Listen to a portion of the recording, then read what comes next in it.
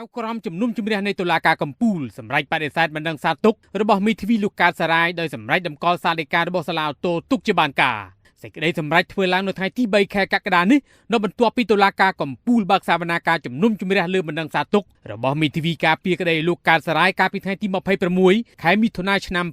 2026ដែលបណ្ដឹងទាស់ទៅនឹងសេចក្តីសម្រេចរបស់សាលាអូតូភ្នំពេញប្រឆាំងការផ្ដន់ទាទោសកូនក្តីរបស់ខ្លួនដាក់ពន្ធនាគារ4ឆ្នាំពាក់ព័ន្ធនឹងសំណុំរឿងញុះញង់នឹងបទមិនរៀងចាលលោកគង់ស្រីមដែលជាចៅក្រមជំនុំជម្រះនៃតុលាការកំពូលបានប្រកាសសាលដីកានៅព្រឹកមិញដោយសម្រេចរក្សាបទចោទរបស់ចៅក្រមជំនុំជម្រះនៃសាលាអូតូភ្នំពេញទុកជាបានការចំណែកឯលោកអែមចន្ទថាដែលជាមេធាវីការពារក្តីលោកកើតសារាយសម្ដែងការខកចិត្តចំពោះការដែលចៅក្រមនៃតុលាការកំពូលបន្តរក្សាបទចោទនេះដោយលោកអះអាងថាតុលាការមិនបានពិចារណានិងទទួលយកការថ្លែងរបស់កូនក្តីរបស់លោកនោះទេ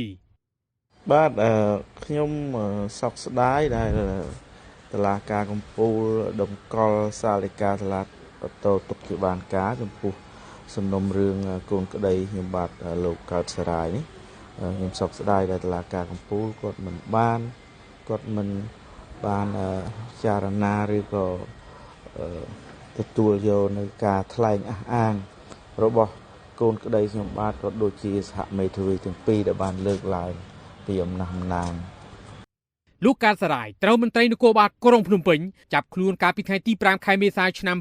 2024ទៅតាមដីកាបញ្ជាចូលខ្លួនក្រោមការចោទប្រកាន់ពីបទញុះញង់បង្កឲ្យមានភាពវឹកវរធ្ងន់ធ្ងរដល់សន្តិសុខសង្គមដែលចេញដោយលោកសេងហៀងដែលជាព្រះអាជ្ញារងនៃអាយកាអមសាលាដំបងរាជធានីភ្នំពេញហើយការចោទប្រកាន់នេះធ្វើឡើងនៅបន្ទាប់ពីលោកបានបញ្ចេញមតិតាក់ទងទៅនឹងចំនួនដីធ្លីដល់ចម្រងចម្រាស់មួយកន្លែងនៅខេត្តព្រះវិហារដោយសារតែសំណុំរឿងនេះហើយដែលសកម្មជនការពារសិទ្ធិមនុស្សលោកកើតសារាយត្រូវចៅក្រមនៃតុលាការក្រុងភ្នំពេញកាលពីខែវិច្ឆិកាឆ្នាំ2024ផ្ដន្ទាទោសដាក់ពន្ធនាគារចំនួន4ឆ្នាំនិងពិន័យជាប្រាក់ចំនួន2លានរៀលលោកត្រូវតុលាការរកឃើញថាមានជាប់ពាក់ព័ន្ធនឹងរឿងក្តីញុះញង់និងការមិនរៀងចាលក្នុងបទមជ្ឈិមបន្ទាប់ពីការផ្ដន្ទាទោសបទមជ្ឈិមជុំវិញរឿងនេះអ្នកគាំទ្រលោកកើតសារាយគឺលោកខាន់ចន្ទថនដែលលើកបដានៅខាងមុខតុលាការកំពូលនៅព្រឹកថ្ងៃសុក្រនេះឲ្យដឹងថាការសម្រេចរបស់ចៅក្រមនៃតុលាការកំពូលមានភាពលំអៀងនិងមិនអាចទទួលយកបាននោះឡើយលើសពីនេះទៅទៀតសកម្មជនសង្គមរូបនេះបំពេញការងារដោយផ្អែកទៅលើគោលការណ៍និងនីតិវិធីដោយមានកំណត់នៅក្នុងច្បាប់ខ្ញុំគិតថាมันមានភាពយុត្តិធម៌ទេព្រោះសកម្មភាពរបស់លោកកើតសារាយបងកើតសារាយដែលធ្វើកន្លងមកគឺគាត់ធ្វើទៅតាមច្បាប់ហើយគាត់ជួយប្រជាពលរដ្ឋស្លូតត្រង់ដោយទឹកចិត្តស្នេហាជាតិមនសិការជាតិអញ្ចឹងខ្ញុំគិតថាការចោទប្រកាន់របស់តុលាការពុំមានភាពយុត្តិធម៌ទេគឺលំអៀងទៅខាងអ្នកមានប្រាក់ឬមានអំណាចបាទខ្ញុំសំណូមពរថាសូមឲ្យតុលាការមានអំណាចភាពចំពោះអ្នកមានអ្នកក្រអ្នកធំអ្នកតូចឲ្យក្នុងស្មារតីខ្មែរតែមួយស្រឡាញ់ការពារជាតិយើងនិងប្រជាពលរដ្ឋយើងបាទយ៉ាងនេះក្តីលោកយីសុកសានមន្ត្រីឃ្លាំមើលសិទ្ធិមនុស្សនៃសមាគមអាត6ដែលបានចូលស្ដាប់ការប្រកាសសាលដីកានៅព្រឹកថ្ងៃសុក្របង្ហាញការសោកស្ដាយមិនតែប៉ុណ្ណោះលោកយល់ឃើញថាសកម្មជនសង្គមទាំងនេះតុលាការគួរតែផ្ដល់សេរីភាពជូនពួកគេឡើងវិញមួយវិញទៀតការដែលលោកកើតសារាយនិងអ្នកផ្សេងទៀតធ្វើគឺមិនផ្ទុយទៅនឹងច្បាប់ណាមួយនោះថែមទៀតផងអ្វីដែលយើងខកចិត្តក្នុងនាមអង្គការសង្គមស៊ីវិលដែលធ្វើការងារលើវិស័យសិទ្ធិមនុស្សគឺសំខាន់ជាងគេគឺសេរីភាពក្នុងការបញ្ចេញមតិ